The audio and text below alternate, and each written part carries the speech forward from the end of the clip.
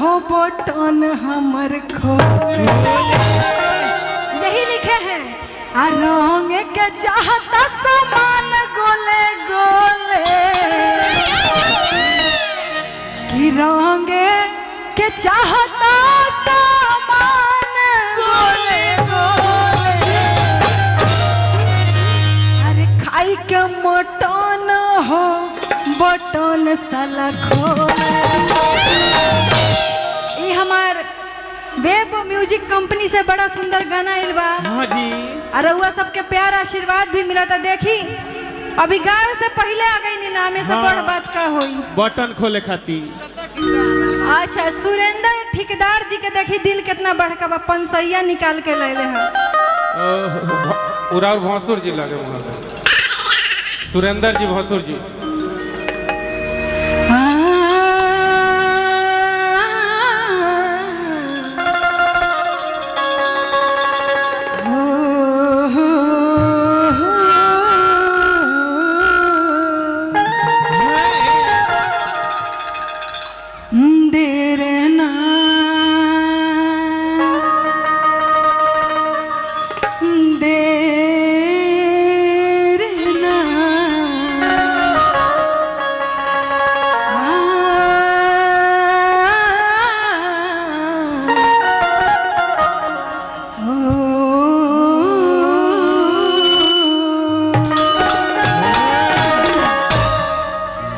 एगो माई के छोट सा भजन रउआ लोगन के चरण में कहे कि जिनकरा कृपा से जिनकरा आशीर्वाद से रउआ लोगन के इतना प्यार दुलार मिलल बा बताई इतना तो हम ना इहरो ना जानी जितना यही जहाँ जानी ई कॉलोनी में चोट पर कॉलोनी में हाँ जी। जितना बार हम आ जानी उतना तो नैहरो ना जानी नैहर बार बार ना जाए तो हमारी ससुर नैहर सब बा रउआ जाना तनी हमके का बात बा। देखी यहाँ फैन लोग बैठल बड़े हम नैहर बार बार ना जाए के चाहिए रउआ भी जाने नी। अच्छा ठीक बा दूर से लव यू दूर से पास से ना तो कैसे कहेगा माई के भजन कि जब जब से वकना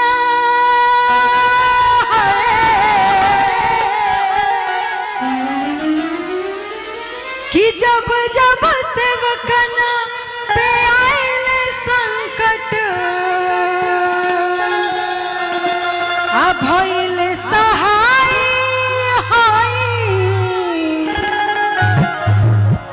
इहो भजन रउआ लोगन सुन सकतनी वेब कंपनी से। हाँ जी। बड़ा सुंदर भाव बा कहे के बा कैसे हमार राजू बाबा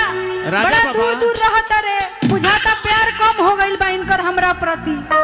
काहे जी दूर काहे रहतनी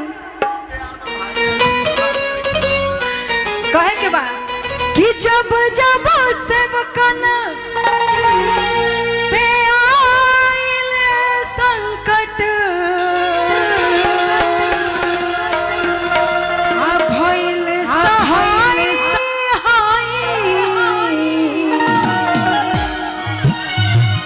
एगो भक्त कहता ए माई हमार का औकात बा कि हम इतना लोग के बीच में दू टुम बोल सकी आज जे भी गावतनी जे भी प्यार दुलार मिलता सब राउर कृपा बा। तो भक्त कहता कैसे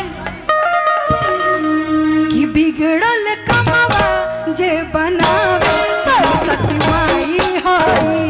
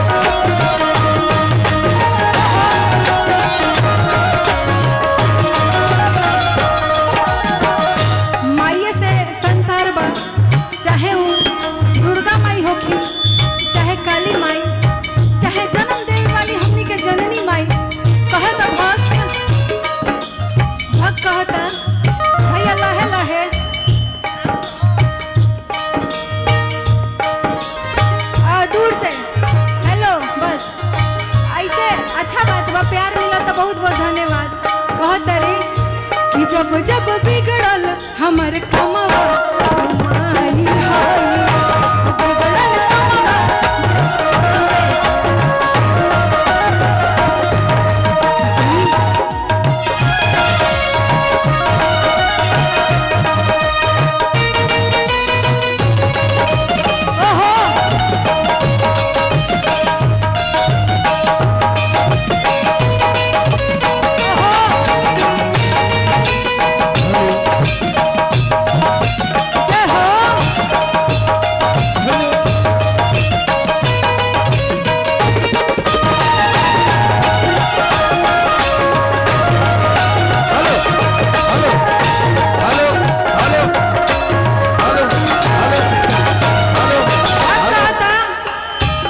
कहता हो बिना बजवैया मैया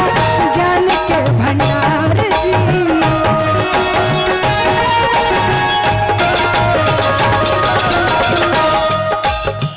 सुर संगीत सबे मैया से हमार जी